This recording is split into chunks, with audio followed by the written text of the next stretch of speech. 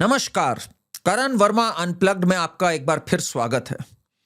अभी अभी मैं धुरंधर 2 देखकर निकला हूं और दिल में और होठों पे बस एक ही चीज है, वो है हर हर महादेव।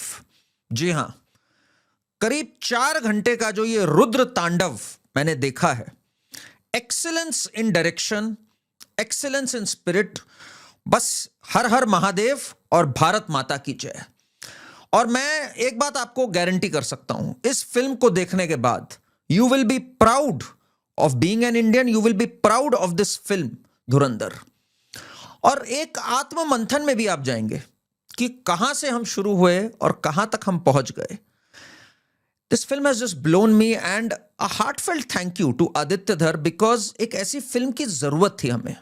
एक ऐसी फिल्म जो बताती है हमें, जो कई सवाल हमारे दिमाग में हमेशा चलते रहे कि अरे ये डीमोनेटाइजेशन क्यों हुआ था, ये यूपी में स्लॉटर हाउसेस पे क्यों एक क्रैकडाउन हुआ था। सबसे पहली बात तो मैं आपको बता दूं, ये जो मेरा मूवी रिव्यू है इसमें कोई स्पॉयलर्स नहीं है, इसलिए प्लीज आप लोग एंड तक जरूर देखिएगा और बिल्कुल बेफिक्र होकर देखिएगा।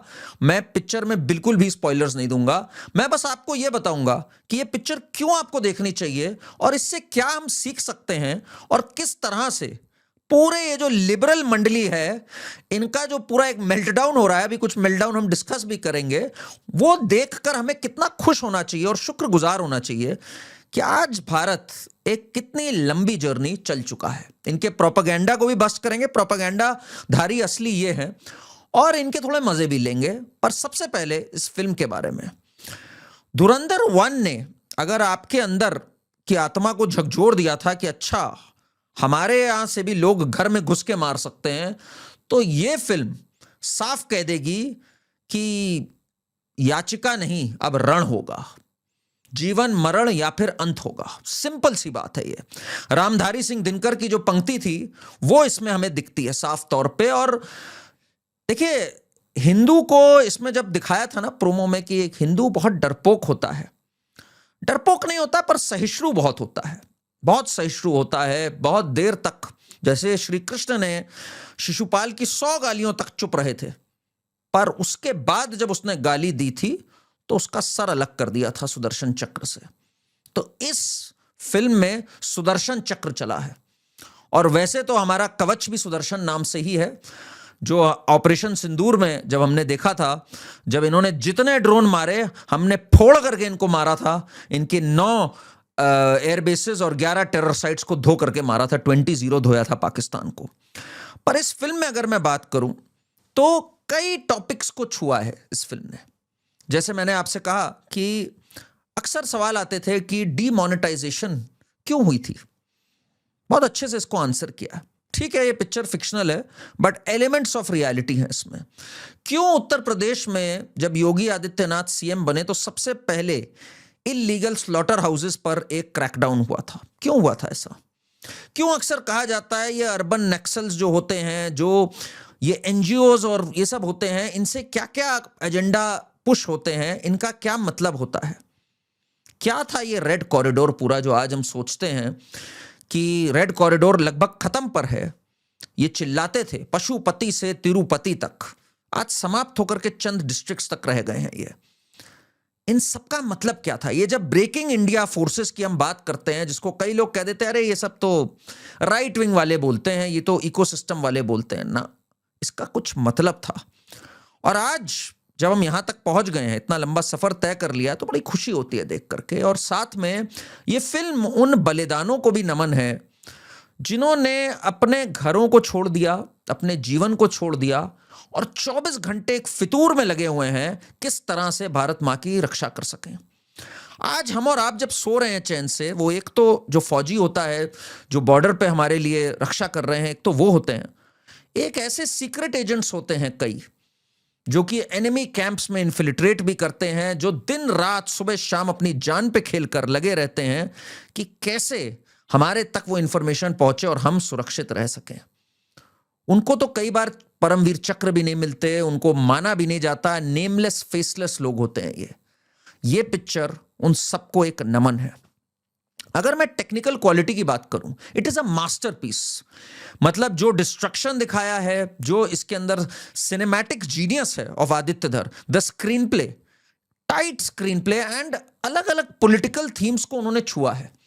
राइट फ्रॉम पंजाब में जो पूरी ड्रग मेनेस हुई, किस तरह से ये एक पूरा कॉटेज इंडस्ट्री खड़ी कर रखी इन लोगों ने, एक इंटेलेक्चुअल से कवर फायर की, उधर से एक सेसेशन मूवमेंट की, जैसे हमने ब्रेकिंग इंडिया में मैंने बात करी, खालिस्तान वगैरह की, और किस तरह से ड्रग ट्रैफिकिंग के थ्रू टेरर फाइनेंसिंग तक का पूरा मॉडल को इसमें बहुत अच्छे से समझाया है, और कैसे वो बस्ट हो रहा है आज की दिनांक में, ये इंटरेस्टिंग है। अभी भी पूरा काम नहीं हुआ है।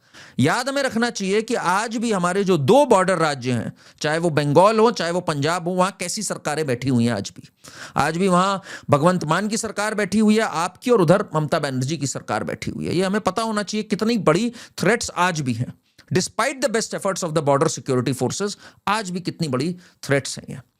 फिल्म की अगर मैं बात करूं, Ranveer Singh has delivered a masterpiece, एक ऐसा मास्टरफुल परफॉर्मेंस। मेरा हमेशा से मानना है, he has been a great actor. He doesn't need to do all this stupidity जो वो अक्सर करता रहता है, उसकी जरूरत ही नहीं उसको, when he is such a gifted actor. सारे इमोशंस जो उसने दिखाए हैं, right from loss to desperation to anxiety to being beast mode, absolute beast mode, to manipulation, it's a masterpiece. देखिए, हमें एक बात समझनी चाहिए, हम चाणक्य जी की धरती से आते हैं, चाणक्य जी की धरती में, और ये एक ट्रिब्यूट है चाणक्य नीति को भी।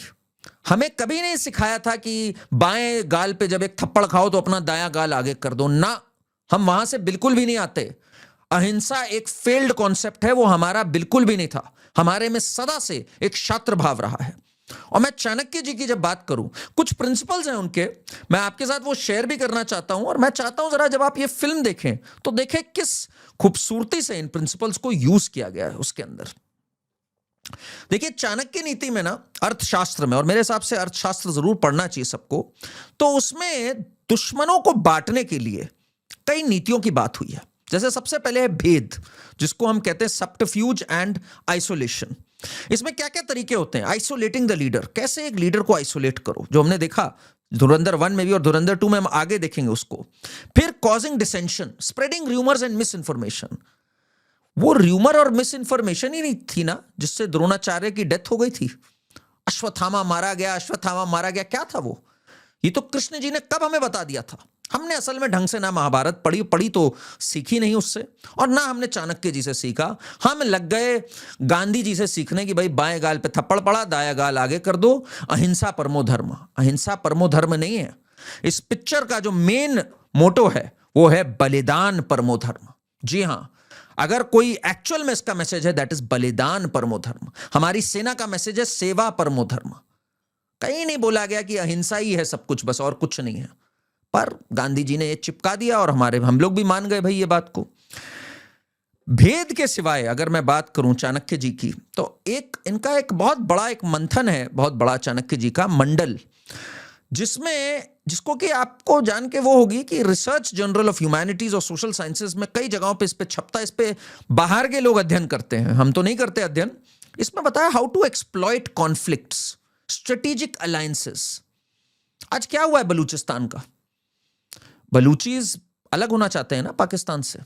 तालिबान क्या चाहता है? तालिबान आज हमारा दोस्त है ना, ठोक रहा है ना पाकिस्तान को। खैबर पख्तूनख्वा अलग चाहता है। ये चाणक्य नीति तो है ना, एक्सप्लॉइटिंग कॉन्फ्लिक्ट्स, स्ट्रेटेजिक अलायंसेस। नए भारत ने अपनी सांस्कृतिक विरासत से सीखना स्टार्ट किया, और धुरंधर 2 इसी चीज को एक बहुत बड़ा ट्रिब्यूट है।